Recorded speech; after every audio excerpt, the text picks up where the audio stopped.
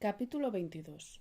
Me habían dicho que antes del inicio de la guerra había varios servicios de transporte diario que cubrían los 70 kilómetros que separaban Tetuán de Tánger. En aquellos días, sin embargo, el tránsito era reducido y los horarios cambiantes, por lo que nadie supo especificármelos con seguridad. Nerviosa, me dirigí por eso a la mañana siguiente al garaje de la Valenciana, dispuesta a soportar lo que hiciera falta, para que uno de sus grandes coches rojos me trasladara a mi destino. Si el día anterior había podido aguantar hora y media en comisaría, rodeada de aquellos pedazos de carne con ojos, imaginé que también sería llevadera la espera entre conductores despreocupados y mecánicos llenos de grasa.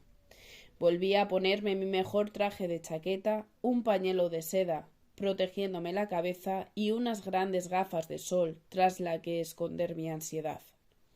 Aún no eran las 9 cuando tan solo me restaban unos metros para alcanzar el garaje de la empresa de autobuses en las afueras de la ciudad.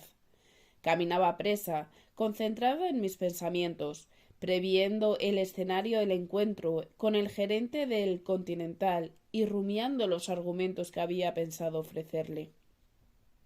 A mi preocupación por el pago de la deuda se unían, además, otra sensación igualmente desagradable. Por primera vez desde mi marcha, iba a volver a Tánger, una ciudad con todas las esquinas plagadas de recuerdos de Ramiro. Sabía que aquello sería doloroso y que la memoria del tiempo que junto a él viví tomaría de nuevo forma real. Presentía que iba a ser un día difícil. Me crucé en el camino con pocas personas y menos automóviles. Aún era temprano. Por eso me sorprendió tanto que uno de ellos frenara justo a mi lado. Un Dodge negro flamante de tamaño mediano. El vehículo me era del todo desconocido, pero la voz que de él surgió no. Morning, dear. Qué sorpresa verte por aquí. ¿Puedo llevarte a algún sitio?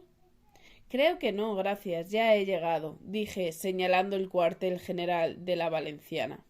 Mientras hablaba, comprobé de reojo que mi cliente inglesa llevaba puesto uno de los trajes salidos de mi taller unas semanas atrás. Al igual que yo, se cubría el pelo con un pañuelo claro. ¿Piensas coger un autobús?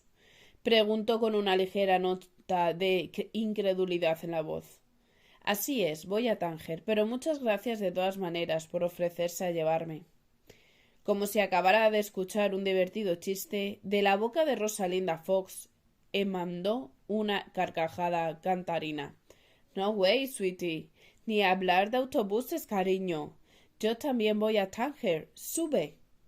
Y no me hables más de usted, please. Ahora ya somos amigas, aren't we? Sopesé con rapidez el ofrecimiento y supuse que en nada contravenía las órdenes de don Claudio. Así que acepté. Gracias a aquella inesperada invitación, lograría evitar el incómodo viaje en un autobús de triste recuerdo y además, así, recorriendo el trayecto en compañía, me resultaría más fácil olvidar mi propio desasosiego. Condujo a lo largo del paseo de las palmeras, dejando atrás el garaje de los autobuses y bordeando residencias grandes y hermosas. Escondidas casi en la frondosidad de sus jardines, señaló una de ellas con un gesto. Esa es mi casa, aunque creo que por poco tiempo. Probablemente me mude pronto otra vez. ¿Fuera de Tetuán? Rió como si acabara de oír un chiste disparatado. No, no, no. Por nada del mundo. Tan solo puede que me cambie a una residencia un poco más cómoda. Esta villa es divina, pero ha estado bastante tiempo deshabitada y necesita unas reformas importantes. Las cañerías son un horror. Casi no llega agua potable y no quiero imaginar lo que sería pasar un invierno en estas condiciones. Se lo he dicho a Juan Luis y ya está buscando otro hogar a bit more comfortable. Mencionó a su amante con toda naturalidad, segura, sin las vaguedades e imprecisiones del día de la recepción con los alemanes. Yo no mostré ninguna reacción, como si estuviera plenamente al tanto de lo que existía entre ellos. Como si las referencias al alto comisario por su nombre de pila fueran algo con lo que yo estuviera del todo familiarizada en mi cotidianidad de modista. Adoro Tetuán, it's so beautiful. En parte me recuerda un poco a la zona blanca de Calcuta, con una vegetación y sus casas coloniales. Pero eso quedó atrás hace ya tiempo. ¿No tienes intención de volver? No, de ninguna manera. Todo aquello ya es pasado. Ocurrieron cosas que no fueron gratas y hubo gente que se portó conmigo de manera un poco fea. Además, me gusta vivir en sitios nuevos antes de Portugal, ahora en Marruecos. Mañana who knows, quién sabe. En Portugal residí algo más de un año, primero en Estoril y más tarde en Cascais. Después, el ambiente cambió y yo decidí emprender otro rumbo. Hablaba sin pausa, concentrada en la carretera. Tuve la sensación de que su español había mejorado desde nuestro primer encuentro. Ya casi no se percibían restos del portugués, aunque aún seguía incestando interminablemente palabras y expresiones en su propia lengua. Llevábamos la capota del auto bajada. El ruido del motor era ensordecedor. Casi tenía que gritar para hacerse oír. Hasta hace no demasiado tiempo había allí en Estoril y Cascais una deliciosa colonia de británicos y otros expatriados, diplomáticos, aristócratas, europeos, empresarios ingleses del vino, americanos en las oil companies. Teníamos 1000 fiestas, todo era baratísimo. Los licores, el alquiler, el servicio doméstico. Jugábamos como locos al bridge. Era tan divertido. Pero inesperadamente, casi de repente, todo cambió. De pronto, medio mundo apareció querer instalarse allí. La zona se llenó de nuevos Britishers que, después de haber vivido en las 4 esquinas del Empire, se negaban a pasar un retiro bajo la lluvia del Old Country y elegían el dulce clima de la costa portuguesa, y de españoles monárquicos que ya intuían lo que se les avecinaba, y de judíos alemanes incómodos en su país, calculando el potencial de Portugal para trasladar allí sus negocios. Los precios subieron immensely. Se encogió de hombros con un gesto aniñado y añadió: Supongo que aquello perdió su charm, su encanto. A lo largo de tramos enteros, el paisaje amarillento se veía tan solo interrumpido por parches de chumberas y cañabarenas. Pasamos un paraje montañoso lleno de pinadas. Descendimos de nuevo al secano. Las puntas de los pañuelos de seda que cubrían nuestras cabezas volaban al viento, brillantes bajo de la luz del sol, mientras ella seguía narrando los avatares de su llegada a Marruecos. En Portugal me habían hablado mucho de Marruecos, sobre todo en Tetuán. En aquellos tiempos yo era muy amiga del general San Giorgio y su adorable Carmen So Sweet. ¿Sabes que había sido bailarina? Johnny, mi hijo, jugaba todos los días con su pequeño hijo Pepito. Sentí mucho la muerte de José Sanjurjo en aquel airplane crash. Un terrible accidente. Era un hombre absolutamente encantador, no muy atractivo físicamente, to tell you the truth, pero tan simpático, tan jovial. Siempre me decía guapísima. De él aprendí mis primeras palabras en español. Él fue quien me presentó a Juan Luis en Berlín durante los Juegos de Invierno en febrero del año pasado. Quedé fascinada por él. Claro, yo había ido desde Portugal con mi amiga Nisha, 2 mujeres solas atravesando Europa en un Mercedes hasta llegar a Berlín. Can you imagine? Nos hospedamos en el Adolf Hotel. Supongo que lo conoces. Hice un gesto que no quería decir ni sí ni no, ni todo lo contrario. Ella, entre tanto, seguía charlando sin prestarme demasiada atención. Berlín. ¡Qué ciudad! My goodness. Los cabarets, las fiestas, los nightclubs, todo tan brillante, tan viral. La reverenda madre de mi internado anglicano había muerto del horror si me hubiera visto allí. Una noche, casualmente, me encontré a los dos en el lounge del hotel having a drink, una copa. Sanjurjo estaba en Alemania visitando fábricas de armamento. Juan Luis, que había vivido allí varios años como military attaché de la embajada española, le servía de acompañante en la tournée. Mantuvimos a little chit-chat, un poquito de conversación. Al principio Juan Luis quiso ser discreto y no comentar nada delante de mí, pero José sabía que yo era muy buena amiga. Estábamos aquí para los Juegos de Invierno y también nos preparamos para el juego de la guerra, dijo con una carcajada. My dear José, si no hubiese sido por aquel terrible accidente, tal vez sería él y no Franco quien ahora estaría al mando del Ejército Nacional. So sad. Anyway, cuando regresamos a Portugal, Sanjurjo nunca dejó de recordarme aquel encuentro y de hablarme de su amigo Bekbeder, de la muy buena impresión que yo había causado en él, de su vida en el maravilloso Marruecos español. ¿Sabes que José fue también alto comisario en Tetuán en los años 20?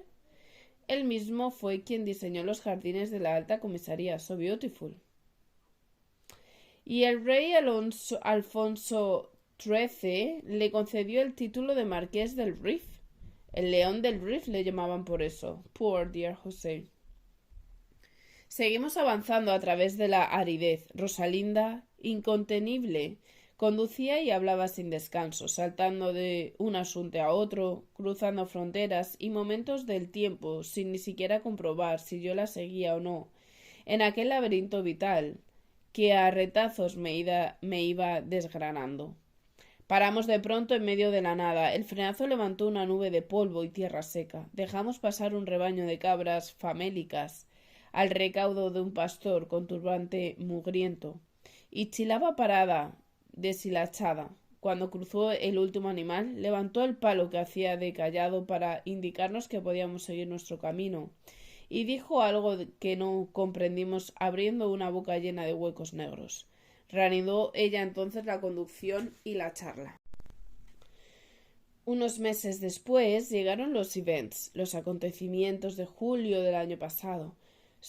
Ya se acababa de irme de Portugal y estaba en Londres, preparando mi nueva mudanza a Marruecos. Juan Luis me ha contado que la tarea durante el levantamiento fue a bit difficult en ciertos momentos. Hubo algunos focos de resistencia, tiros y explosiones, hasta sangre en las fuentes de los queridos jardines de Sanjurjo. Pero los sublevados consiguieron su objetivo y Juan Luis contribuyó a su manera.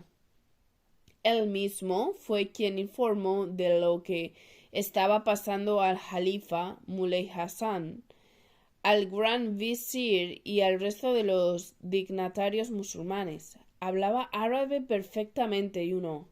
Estudió en la Escuela de Lenguas Orientales en París y ha vivido muchos años en África. Es un gran amigo del pueblo marroquí y un apasionado de su cultura.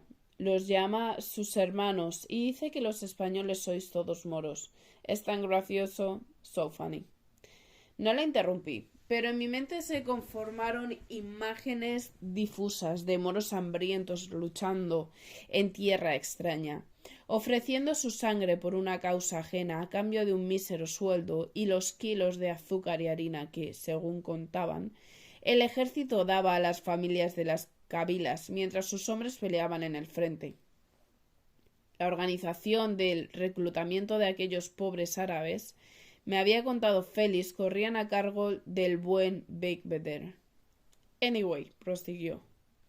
Aquella misma noche consiguió poner a todas las autoridades islámicas del lado de los sublevados, algo que era fundamental para el éxito de la operación militar. Después, como reconocimiento, Franco lo designó alto comisario. Ya se conocían de antes, los dos habían coincidido en algún destino, pero no eran exactamente amigos. No, no, no. De hecho, a pesar de haber acompañado a Sanjurjo a Berlín meses antes, Juan Luis, initially, estaba fuera de todos los complots del alzamiento. Los organizadores, no sé por qué, no habían previsto contar con él. En aquellos días ocupaba un puesto más bien administrativo como subdelegado de asuntos indígenas. Vivía al margen de los cuarteles y las conspiraciones en su propio mundo. Él es muy especial, un intelectual más que un hombre de acción militar. You know what I mean? Le gusta leer, charlar, debatir, aprender otras lenguas. Dear Juan Luis, tan romántico. Seguía resultándome difícil casar la idea del hombre encantador y romántico de mi clienta dibujada con la de un resolutivo alto mando del ejército sublevado, pero ni por lo más remoto se me ocurrió hacérselo saber. Llegamos entonces a un puesto de control vigilado por soldados indígenas armados hasta los dientes. Dame tu pasaporte, please. Lo saqué del bolso junto con el permiso para cruzar el paso fronterizo que don Claudio me había facilitado el día anterior. Le tendí ambas acreditaciones, tomó el primer documento y descartó el segundo sin ni siquiera mirarlo. Juntó mi pasaporte con el suyo y con un papel doblado que probablemente fuera un salvoconducto de poder ilimitado capaz de facilitarle acceso hasta el mismo fin del mundo, si hubiera tenido interés en visitarlo. Acompañó el lote con su mejor sonrisa y lo entregó a uno de los soldados moros. Mejanis los llamaban. Se lo llevó él todo consigo dentro de una caseta encalada. Inmediatamente salió un militar español. Se cuadró ante nosotras con el más marcial de sus saludos y sin una palabra nos indicó que siguiéramos nuestro camino. Ella continuó con su monólogo, retomándolo en un punto distinto de donde lo había dejado unos minutos atrás. Yo, entretanto, me esforcé por recuperar la serenidad. Sabía que no tenía por qué estar nerviosa, que todo estaba oficialmente en orden, pero con todo no pude evitar que ante el paso de aquel control la sensación de angustia me cubriera el cuerpo como un sarpullido. En octubre del año pasado embarqué en Liverpool en un barco cafetero con destino a las West Indias y escala en Tánger, y allí me quedé tal como había previsto. El desembarco fue absolutely crazy, una locura total, porque el puerto de Tánger es tan awful, tan espantoso. ¿Lo conoces, verdad? Esta vez sí asentí con conocimiento de causa. ¿Cómo iba a haber olvidado mi llegada a él junto a Ramiro más de un año atrás? Sus luces, sus barcos, la playa, las casas blancas descendiendo desde el monte verde hasta llegar al mar, las sirenas y aquel olor a sal y brea. Volví a concentrarme en Rosalinda y sus aventuras viajeras. Aún no era momento para empezar a abrir el saco de la melancolía. Imagina, yo llevaba a Johnny, mi hijo, y a Joker, mi cocker spaniel, y además el coche y 16 baúles con mis cosas, ropa, alfombras, porcelana, mis libros de Kipling, Evelyn Waugh, álbumes con fotografías, los palos de golf y mi H&V, un gramófono portátil con todos mis discos, Paul Whitman y su orquesta, Bing Crosby, y por supuesto conmigo traía también un buen montón de cartas de presentación.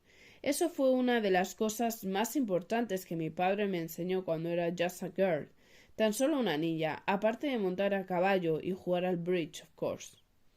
Nunca viajes sin cartas de presentación, decía siempre. Poor Daddy. Murió hace unos años en un heart attack. ¿Cómo se dice en español? Preguntó llevándose una mano al lado izquierdo de su pecho. ¿Un ataque al corazón? That's it. Un ataque al corazón. Así que hice amigos ingleses enseguida, gracias a mis cartas. Viejos funcionarios retirados de las colonias, oficiales del ejército, gente del cuerpo diplomático, Los de siempre once again. Bastante aburridos en su mayoría, to tell you the truth. Aunque gracias a ellos conocí alguna otra gente encantadora. Alquilé una preciosa casita junto a la Duke Ellington, busqué una sirvienta y me instalé durante unos meses. Pequeñas construcciones blancas y dispersas empezaron a salpicar el camino y anticipando la inminencia de nuestra llegada a Tánger. Aumentó también el número de gente andando por el borde de la carretera. Grupos de mujeres musulmanas cargadas de fardos, niños corriendo con las piernas al aire bajo las cortas chilabas, hombres cubiertos con capuchas y turbantes, animales, más animales, burros con cántaros de agua, un flaco rebaño de ovejas, de vez en cuando unas cuantas gallinas que corrían alborotadas. La ciudad poco a poco fue tomando forma y Rosalinda condujo diestramente hacia el centro, girando en las esquinas a toda velocidad, mientras seguía describiendo aquella casa tangerina que tanto le gustaba y de la que no hacía mucho que se fue. Yo, entre tanto, empecé a reconocer lugares familiares y a hacer esfuerzos por no recordar con quién los transité en un tiempo que creí feliz. Aparcó por fin en la plaza de Francia con un frenazo que hizo a decenas de transeúntes volver la vista hacia nosotras. Ajena a todos ellos, se quitó el pañuelo de la cabeza y se retocó el rouge en el retrovisor. Me muero por tomar un morning cocktail en el bar del El Minza, pero antes debo resolver un pequeño asunto. ¿Me acompañas? ¿A dónde? Al Bank of London, en Sudáfrica. A ver si el odioso de mi marido me ha enviado la pensión de una maldita vez. Me despojé yo también del pañuelo a la vez que me preguntaba cuánto dejaría aquella mujer de dar quiebros a mis suposiciones. No solo resultó ser una madre amorosa cuando yo la intuía una joven alocada, no solo me pedía ropa prestada para ir a recepciones con nazis expatriados cuando yo la imaginaba un guardarropa de lujo cosido por grandes modistas internacionales, no solo tenía por amante un poderoso militar que le doblaba la edad cuando yo la había previsto enamorada de un galán frívolo y extranjero. Todo aquello no era bastante para tumbar mis conjeturas. ¿Qué va? Ahora también resulta que en su vida existía un marido ausente pero vivo, el cual no parecía demostrar excesivo entusiasmo por seguir proporcionándole sustento. Creo que no puedo ir contigo, yo también tengo cosas que hacer, dije en respuesta a su invitación, pero podemos quedar más tarde. All right, consultó su reloj. A la 1, acepté. Aún no eran las 11, tendría tiempo de sobra para lo mío. Suerte, tal vez no, pero tiempo al menos sí tenía.